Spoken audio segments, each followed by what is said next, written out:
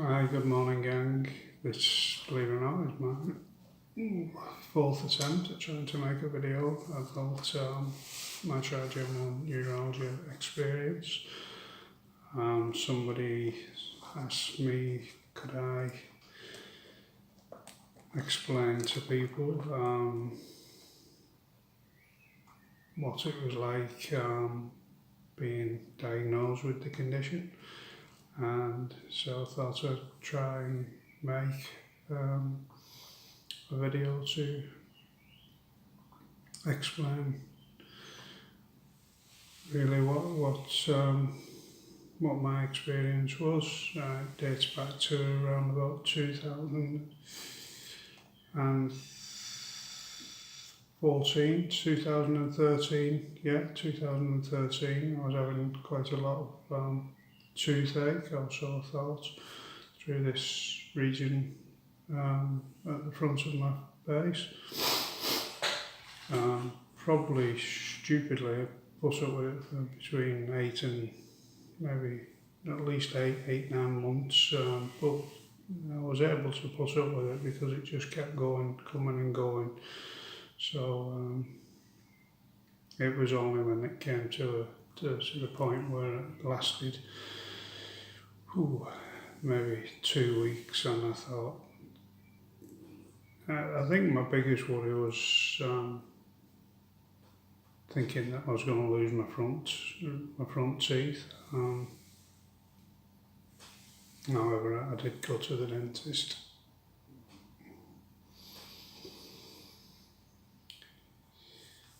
And she found out that there was nothing wrong with the teeth. A couple of x-rays, and whilst I was pretty much begging her to take the teeth out at this point, she said she couldn't find anything wrong with it and maybe go to my doctors. If the doctor couldn't help me, come back and she would send me to the dental hospital. I got an appointment relatively quickly at my doctor's, and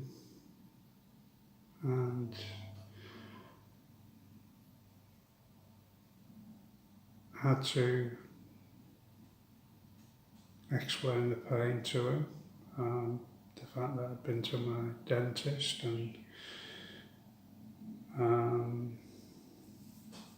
2 days, I think it was 2 days previously,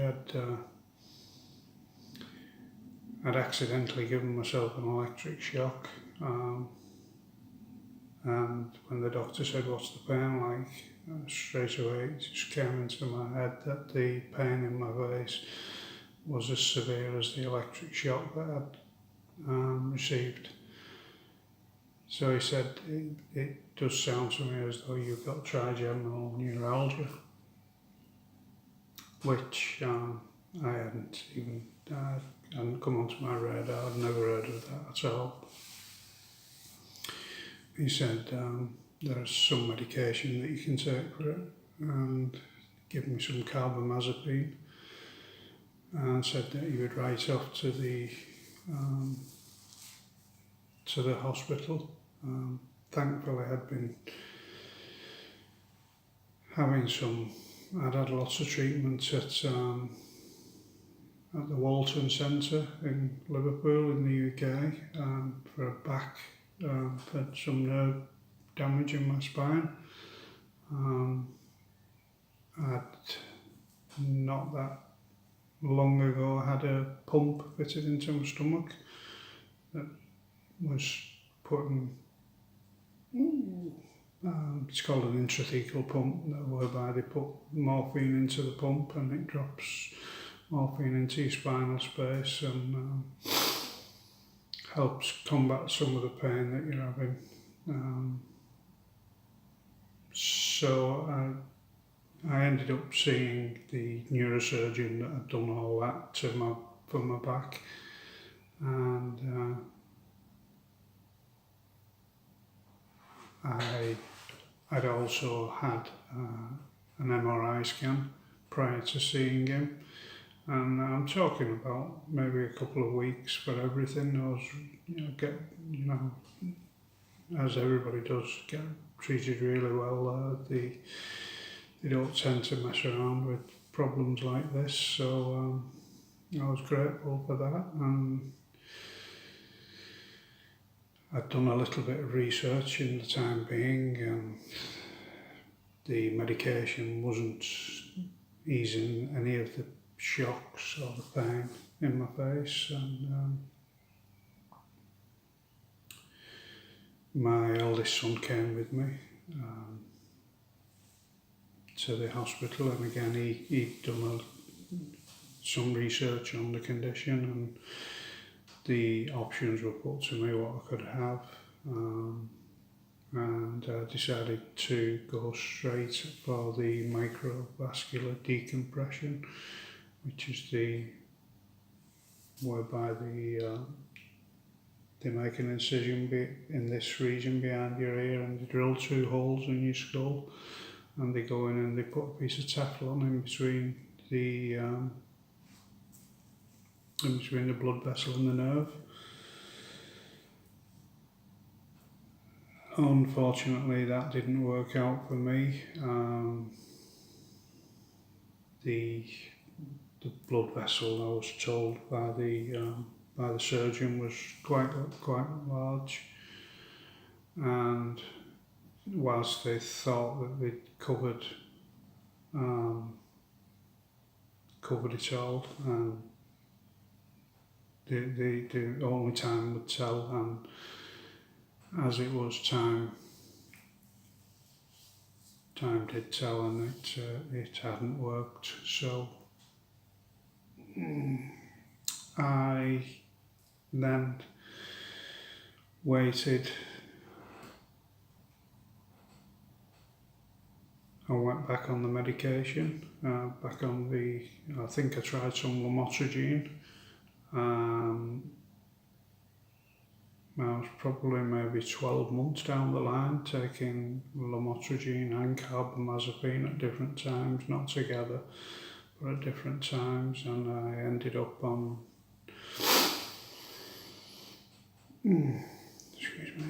I ended up taking 1,000 milligrams a day of carbamazepine,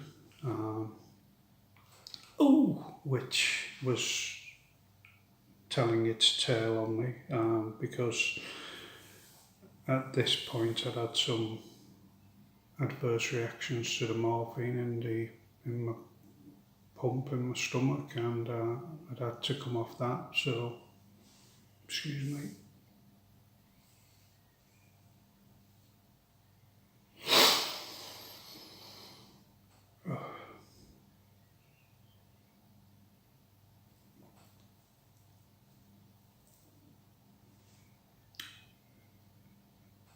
Yeah, so the idea of having the pump fitted into my stomach was to try and get me off all the tablets that I'd been on. I'd been on Oxycontin for over 10 years, and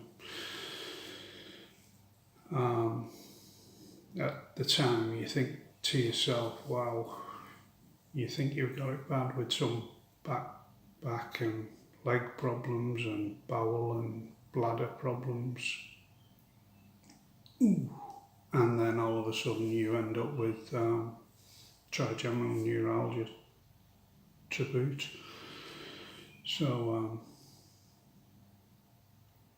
it's definitely a case of woe is me at that point, not really anywhere near down the journey, down the road that I am now, and my coping mechanisms, although I'd been on a pain management course at the hospital and I'd been practicing mindfulness for probably about 4 years at that point.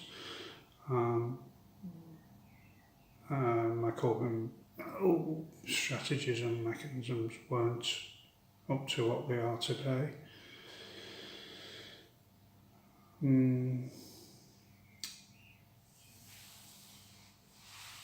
So the microvascular intervention they hadn't worked out, and because I do like to try and keep active, I was told to try and stay indoors, stay out of the cold, wear a balaclava, stop the cold getting into my face, and all different things that I know people mean well when they're telling you these things, but you know, you do have to try and live a life as well. And I'm a glass half full guy rather than a glass half empty, and I don't like giving in to things. So the medication, I was taking 1,000 milligrams of carbamazepine. I was on 600 milligrams of pregabalin. Oh, excuse me. I was also on ketamine, and I'd been put on methadone as well. So I was on a real good concoction of drugs. I was experiencing severe bouts of drowsiness, to the point where I ended up on 3 separate occasions in my local A&E accidents and emergency department whereby I'd fallen. I'd just fallen asleep. If I was sat on the chair, I would just fall forward and hit my face onto the floor. I broke a set of glasses, and all that came to a head one evening when I'd gone out to close the front gate at on the drive where we live, and my wife thought, oh, he's been gone a long time, and she came out, and I'd fallen flat on my face and knocked my front tooth out, and just literally onto the ground from a standing position. I had to relinquish my driving licence because I couldn't drive. I was too drowsy. At the time I had real bad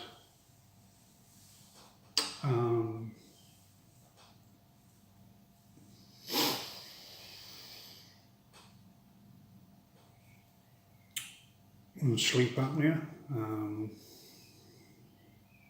I'd been diagnosed with sleep apnea about 3 years prior to that, and one of the sleep studies that I had, I was only breathing 12 seconds every minute, so I was using all the machine that you have to go to sleep with. So I was in the right state,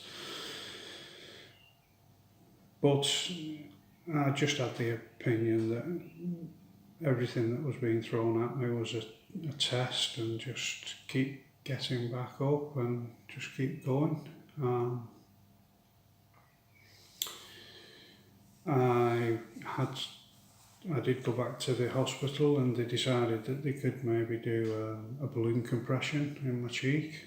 So they go into your face. Excuse me, just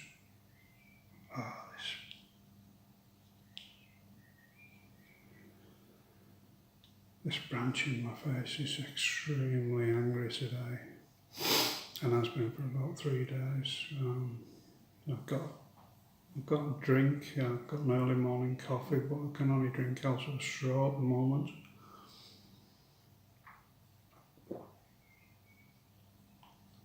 And if you do suffer from this condition, the one thing I would say to you is try and keep getting some liquids down you if your face is too sore to eat anything, which mine's been like this for quite a few days now.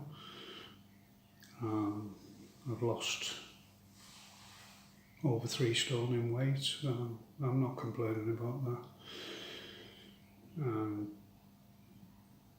I feel comfortable with my weight. I still have the back problem, so it all helps really. I'm just grateful that I can get some drinks down me at times. And I do realise that there's people who are soft than myself, so that gives me the momentum to carry on. So I had the balloon compression put in my face. That was August 2017, and that didn't work, unfortunately. So I was left at this point with very few options, which all came to a head around about the Christmas time.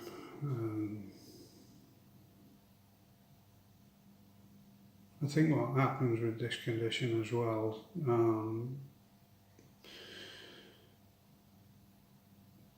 certain times of the year, especially for me, Christmas, Easter time, probably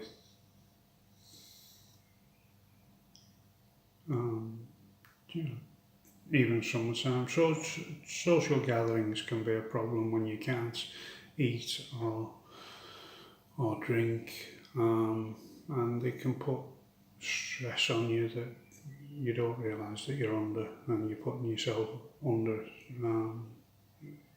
subconsciously. So it was the week before Christmas, and I went back to the hospital and I said that you're going to have to try something else and maybe do another,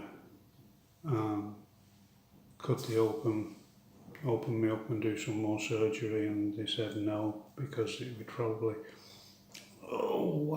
it would probably kill me, because I'd had it once, and whilst there'd been talk of maybe exploring the options of giving me another MVD, they thought that it wouldn't do me any good whatsoever. So I was upset and I was angry at this, and I was refusing to leave the hospital, and I said if they didn't help me in some way, I would probably end up killing myself anyway. And looking back, it's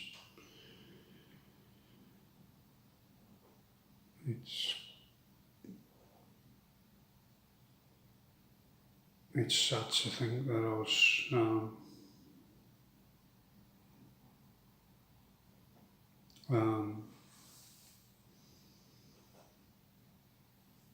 so low and vulnerable, and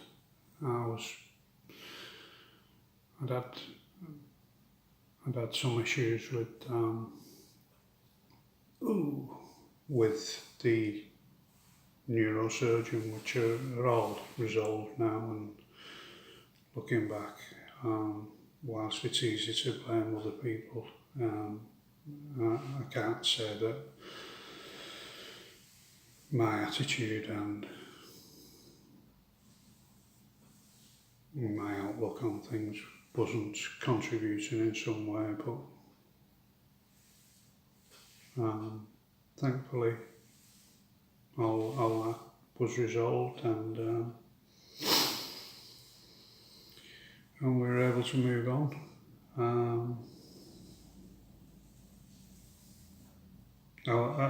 At the time I was seeing a consultant, anaesthetist, for all the pain, and he managed to come along and he said that he would give me some Botox injections.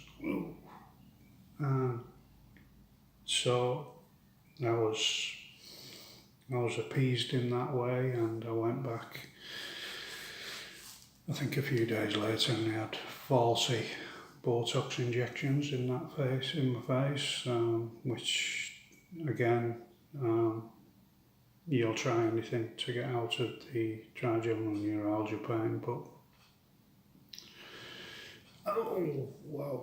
that didn't work.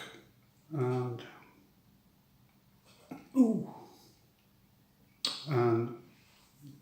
8 days later, after having the Botox injections, I was told that you could experience some drooping of in your face, but I had cause to go to my doctors for some other medication, and when he saw my face he said, "I think you've had a stroke." And I said, "I don't think I have, I think it's just a side effect from the Botox that I've had." And he said, "No, I think you could well have had a stroke, it looks that severe." So I spent some more time in the hospital, had some brain scans, and they, although I was discharged, and they still couldn't rule out whether I'd had a stroke or not. So I do still suffer with some of the Bell's palsy, a little bit of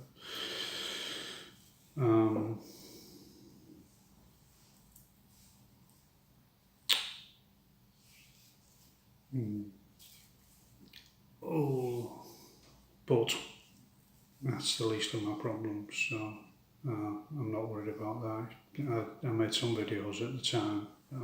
I've made videos of everything throughout the last few years, and my intention is to make a film, hopefully at some point, that could help people.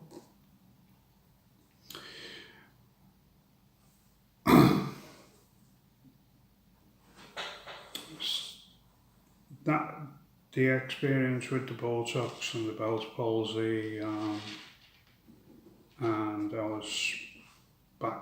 Oh wow! I was still on all the medication for my back. I'd stopped taking the meds for my face because I managed to get my driving licence back. I'd got myself to a relatively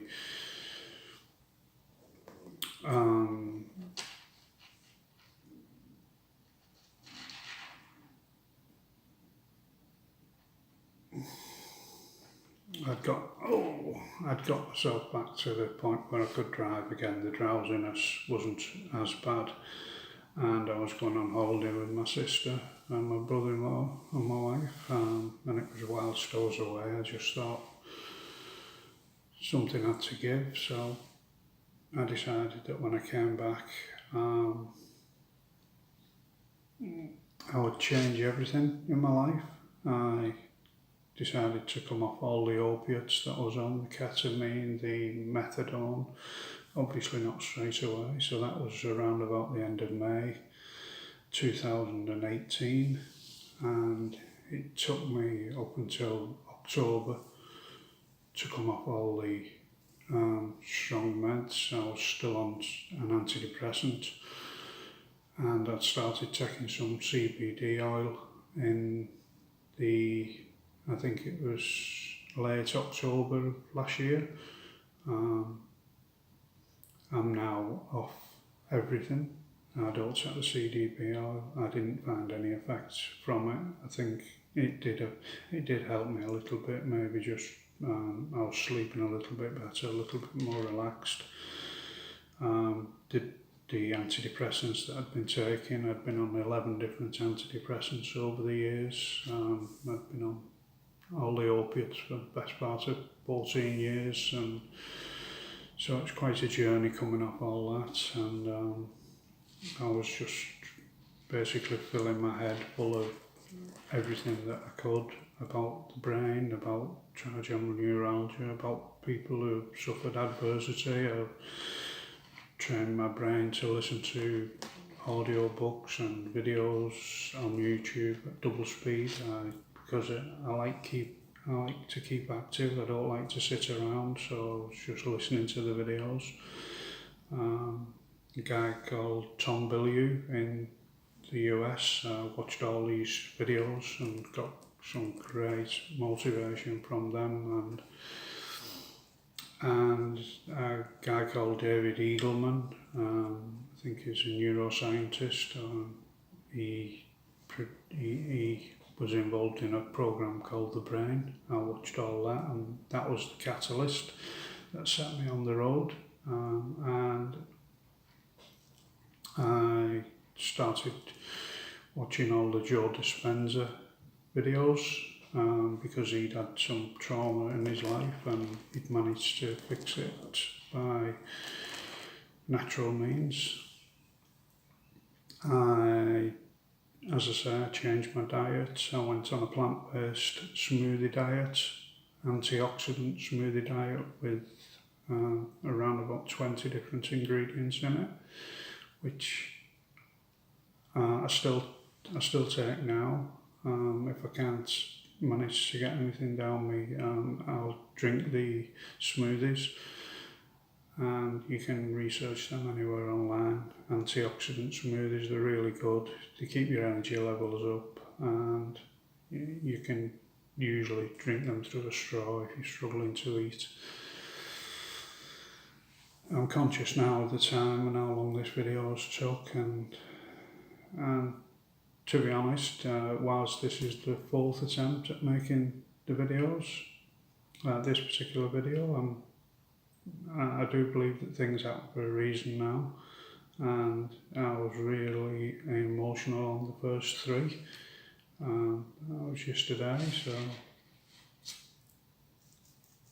I was getting, I was getting more than a little bit upset, but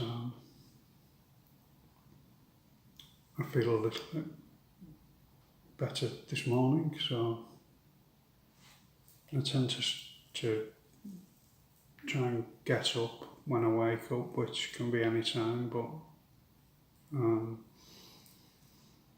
make use of my time productively.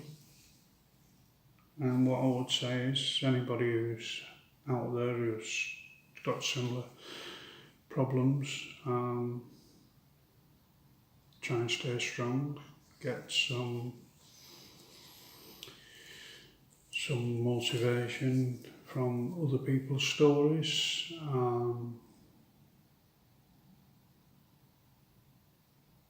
Practice love, kindness and gratitude. I've found that that's helped considerably, changing my mindset. I'm less angry and less frustrated at a lot of the conditions that I have. Yeah, it's still hard.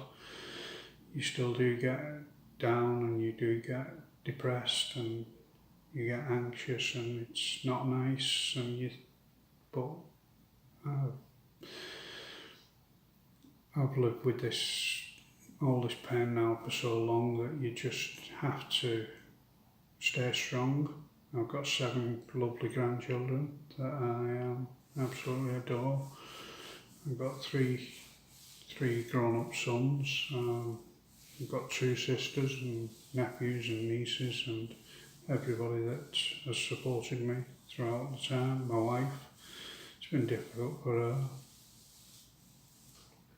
And any chronic pain sufferers will know that life's not easy. And very often people think that you look okay because you can look okay, but I always like that saying whereby you don't really know another person's tale until you walk in their shoes, and it's easy to judge people on the surface and think, you know, he looks okay, she looks okay, but